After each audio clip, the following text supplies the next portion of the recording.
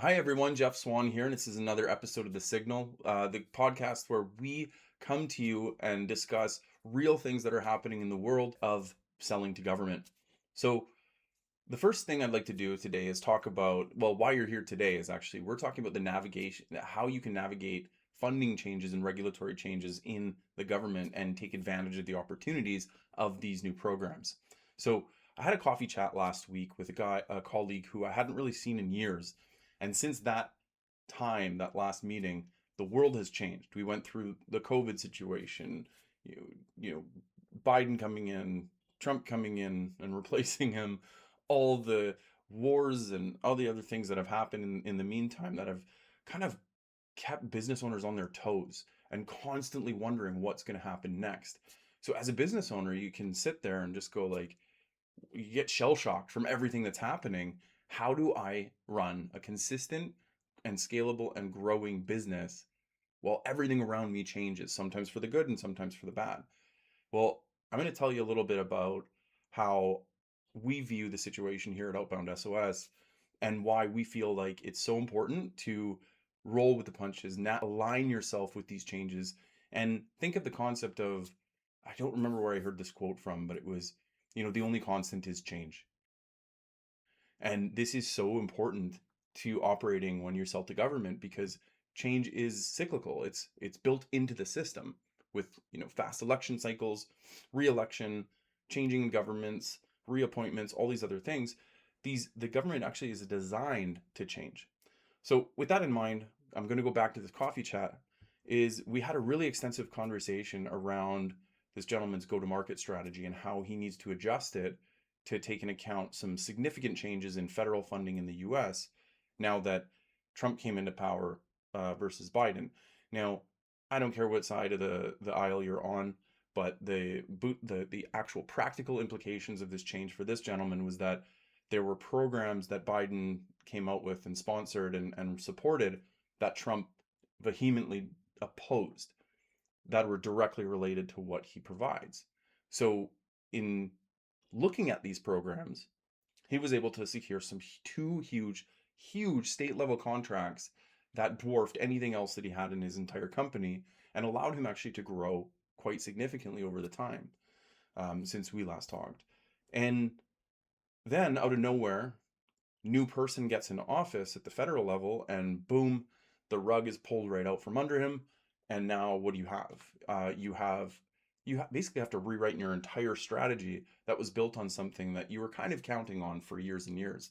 So when I think about that, though, I immediately thought, I know exactly what he's talking about. I mean, at the time that COVID hit, I was selling infrastructure projects, infrastructure solutions to government agencies like local municipalities, communities, towns, cities, states, whatever. And my budget for my projects was actually coming from the infrastructure budget.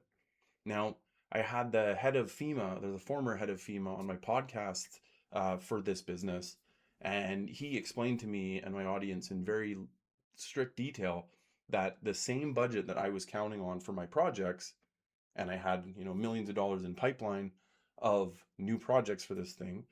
He explained why that budget was now being reallocated towards COVID relief, COVID preparedness, a lot of the different, vaccine programs and all these other things that we needed at that time. And so it wasn't that my business was dead. It was that my business had to pivot in order to look differently. So instead of focusing a lot very heavily on those government sponsored programs, I had to shift more towards the private sector. And for me, it was great. It turned out to be a win because I ended up growing the business, selling a lot of private projects that ended up ultimately helping me sell my business. So it ended up working out for me because I was able to adapt, grow the business in a different way, and just wait out that change and that reallocation of funds until it came back a year later and then start going after government contracts again. It worked out for me. And the reason why is because of that switch. So most people, and admit it to yourself, are you one of these people, see change as a problem? Oh, I lost funding. I lost a project. I lost this. I see it as a solution.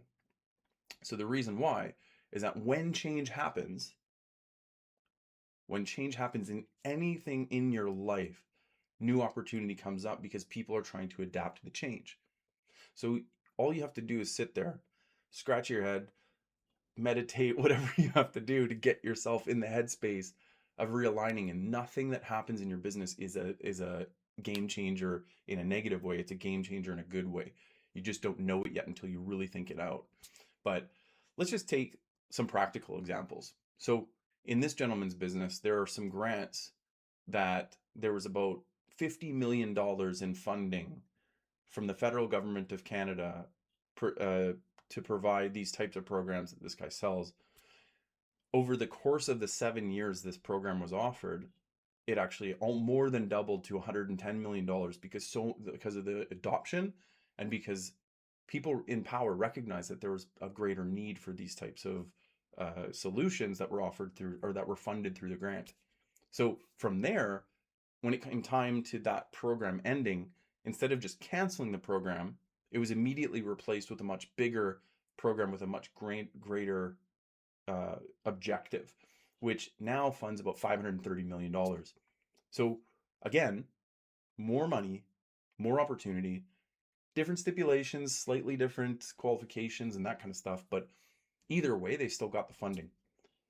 And I'll go back to, the Biden and Trump situation is you have Biden made a huge deal of it a few years back about this huge infrastructure deal that was funding projects left, right, and center to improve crumbling infrastructure around the United States. And this was money, I believe it was money that was granted to the states so the states could manage them locally. Uh, and it was primarily on physical infrastructure, roads, bridges, federal buildings, that kind of thing. But the new plan, so it's really famous now. Trump had vehemently opposed this plan, and he talked smack about it every chance he could get because it was just a waste of money.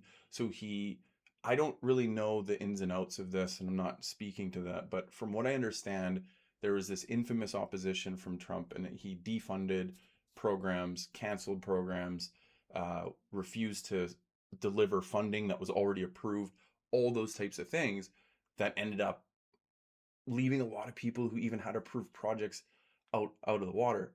But then he sponsored other programs that not only included those types of projects, but also a very deep and rich investment in AI.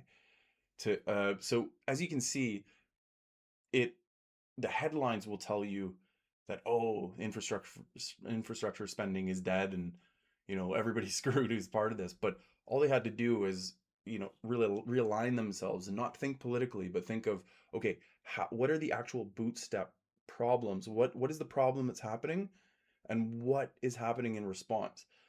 How does it go from here to here? Here is where I was, and here's where I wanted to be, and here's where I have to be now.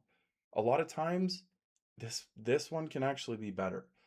So in this case, if you're selling anything that supports roads, bridges, infrastructure, that type of spending, whether that's the actual, boots on the ground, filling up the concrete, pouring the concrete, building the bridges, designing them, training people how to do it. It doesn't matter what your role is, but if you're part of that industry, you're good from both administrations.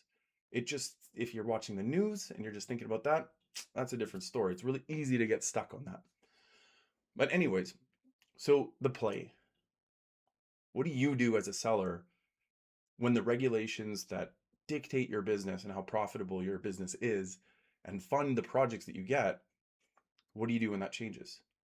What I recommend is you move with the operators. Keep your ear to the ground, speak to everybody you can, constantly research the market, or have somebody on your team researching the market so that you understand exactly when these things are going to come well before they happen. For example, you don't even need to know what's going on. You can watch the news. You can hear what politicians are saying. You can hear what acts or bills are being passed. You can see how that impacts what you're doing. And then you can learn yourself, research more deeply into how those funds will be applied. a lot of times you'll find that it may be the same or better program that just has a different name. Like in Canada, it was the MAMP, now it's the LLCA. Similar program, more money, different name, different application.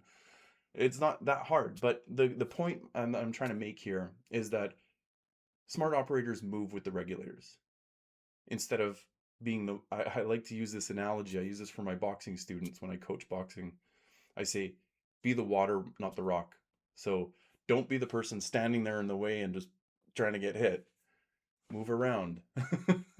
You know? So if you do that, you're going to have a lifetime of consistent growth and taking advantage of every opportunity in front of you. That's the only true way to grow. And well, I really would like to hear what you have to say on this topic. I'd love your comments, DMs, emails, what have you. I'd just like to hear what you think and tell me about a time in your business that you've had to make a drastic pivot and whether it worked or not and why. We'd love to know because I'd like to share your story on the Signal in a future episode. So thanks for listening, and I hope you have a great time on your way to work or at the gym or whatever you're doing. And tune in next week, and we'll see you then. Bye bye.